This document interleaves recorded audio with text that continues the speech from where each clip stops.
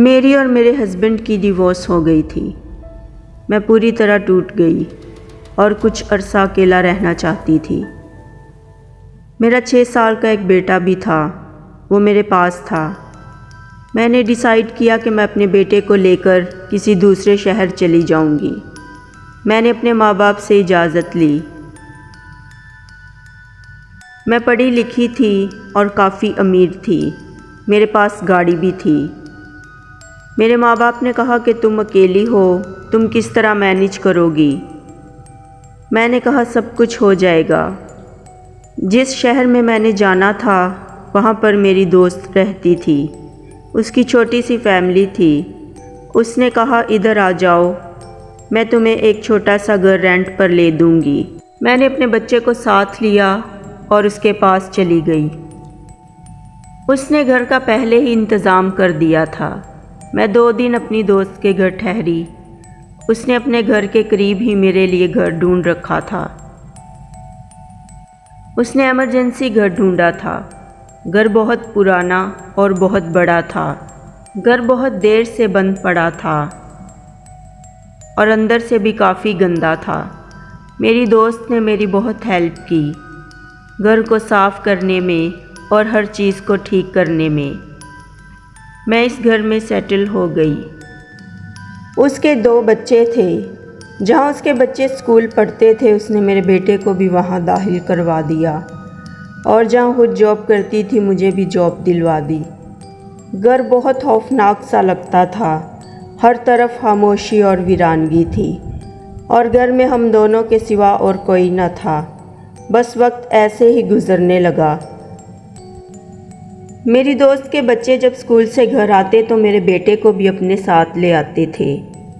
میری دوست جس کا نام سونیا تھا، اس کا ہسبینڈ بھی بہت اچھا انسان تھا۔ وہ بہت نیک دل تھا اور اپنی فیملی کو بہت سپورٹ کرتا تھا۔ مجھے اور سونیا کو 6 بجے آفس سے چھٹی ہوا کرتی تھی اور پورے ساتھ ہم دونوں گھر آ جاتی تھیں۔ میں اس کے گھر سے اپنے بیٹے کو لیتی اور پھر اپنے گھر آ جاتی تھی۔ پھر گھر آ کر کھانا بناتی، ہم دونوں ڈنر کرتے اور خوب باتیں کرتے۔ میں اپنے بیٹے کو اسکول کا کام کرواتی اور رات کے 9 بجے ہم دونوں سو جاتے تھے۔ کچھ دن تو ایسے ہی گزر گئے، سب کچھ اچھا چل رہا تھا۔ آج سنڈے کا دن تھا، مجھے آفس سے چھٹی تھی۔ میں نے مارکیٹ سے کچھ سامان لینا تھا۔ میرے بیٹے کا نام جان تھا۔ میں نے جان سے کہا تم اپنا خیال رکھنا، میں مارکیٹ سے ہو کر آ جاؤں گی۔ مارکیٹ بالکل گھر کے قریب تھی۔ میں نے جان کو کارٹون پلے کر دیے اور باہر سے دروازہ لاک کر کے مارکیٹ چلی گئی۔ تقریباً آدھے گھنٹے تک سارا سامان لے کر گھر آ گئی۔ اس گھر میں ایک چھوٹا سا گارڈن تھا، وہاں پر بہت ہی خوبصورت پھول لگے تھے۔ جب میں آئی تو جان اپنی بال کے ساتھ وہاں پر کھیل رہا تھا۔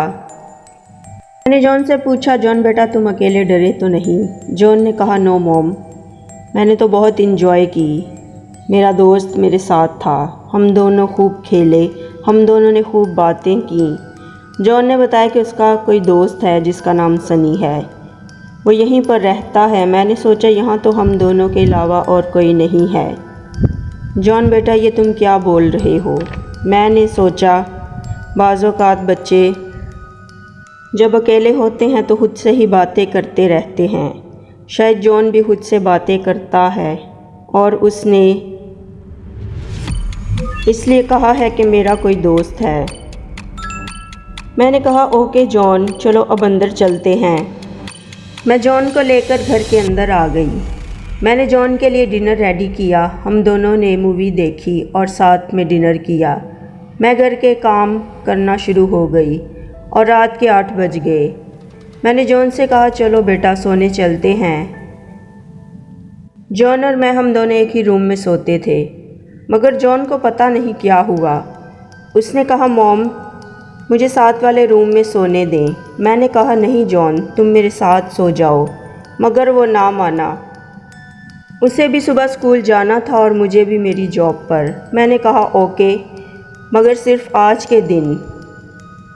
میں جان کو دوسرے روم میں لے گئی اور وہاں اسے سلا دیا اور میں بھی آ کر سو گئی۔ تھوڑی دیر بعد میری آنکھ کھلی۔ جان کمرے میں کسی کے ساتھ بول رہا تھا۔ میں فوری اٹھ کر وہاں گئی۔ دیکھا تو وہاں جان خود سے باتیں کر رہا تھا۔ میں نے کہا، جان تم ابھی سوئے نہیں؟ تمہیں صبح اسکول بھی جانا ہے، پلیز اب سو جاؤ۔ جان نے کہا، موم میں آپ کے روم میں آ رہا ہوں، مجھے آپ کے ساتھ ہی سونا ہے۔ صبح کب ہو گئی کچھ پتہ نہ چلا۔ جان اسکول چلا گیا اور میں اپنے آفس چلی گئی۔ 7 بجے جب میں اپنی دوست کے ساتھ اس کے گھر گئی جان کو لینے تو پتہ چلا کہ جان تو سیدھا گھر چلا گیا ہے۔ میرے گھر کی کیز سونیا کے گھر میں ہوتی ہیں۔ میں بہت حیران ہوئی، پہلے تو کبھی جان نے ایسا نہیں کیا۔ میں جلدی سے گھر گئی۔ جان اسی گارڈن میں اپنی بال کے ساتھ کھیل رہا تھا۔ میں نے جان سے کہا، تم وہاں سے کیوں آئے ہو؟ تمہیں نہیں پتہ میں کتنا ڈر گئی تھی۔ جان نے کہا، موم میرے ساتھ میرا دوست سنی بھی ہے تو مجھے ڈرنے کی کیا ضرورت ہے؟ میں نے اس کی باتوں کو اگنور کیا۔ صبح جب اٹھے تو جان نے کہا، آج مجھے اسکول نہیں جانا، میری طبیعت ٹھیک نہیں ہے، مجھے بخار ہے۔ جب میں نے اس کا بخار چیک کیا تو جان بالکل ٹھیک تھا، بلکہ وہ جھوٹ بول رہا تھا۔ میں اسے سونیا کے گھر بھی نہیں چھوڑ سکتی تھی کیونکہ اس کے بچے بھی اسکول تھے اور اس کے گھر میں کوئی بھی نہیں تھا۔ مجبوراً مجھے بھی آفس سے چھٹی کرنی پڑی۔ میں گھر کے کاموں میں مصروف ہو گئی۔ جان گارڈن میں کھیلنے چلا گیا۔ اچانک اس کے چلانے کی آواز آئی۔ میں فوری بھاگی گئی تو جان گرا پڑا تھا، اس کے سر پر چوٹ لگی تھی۔ میں نے اسے اٹھایا اور جلدی سے ڈاکٹر کے پاس لے گئی۔ ڈاکٹر نے اس کے سر پر پٹی کی اور اسے میڈیسن دی۔ میں اس کی میڈیسن لے کر واپس آ رہی تھی۔ رستے میں نے جان سے پوچھا کہ تمہیں چوٹ کیسے لگی؟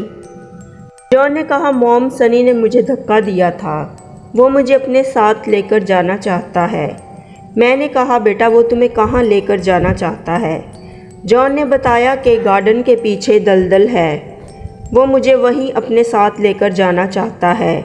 وہ ہر روز وہاں سے نکلتا ہے، میرے ساتھ کھیلتا ہے، باتیں کرتا ہے، وہ مجھے بہت پیار کرتا ہے، مگر وہ مجھے اپنے ساتھ دلدل میں لے کر جانا چاہتا ہے۔ پلیز موم مجھے سنی سے بچا لیں، وہ مجھے مارتا ہے، جب میں اس کی بات نہیں مانتا تو میرے ساتھ بہت برے سلوک کرتا ہے۔ میں نے اب اس گھر میں نہیں جانا۔ میں نے سمجھا کہ جان اپنے سے کوئی کہانی بنا رہا ہے۔ میں نے اسے سمجھایا اور ہم دونوں گھر چلے گئے۔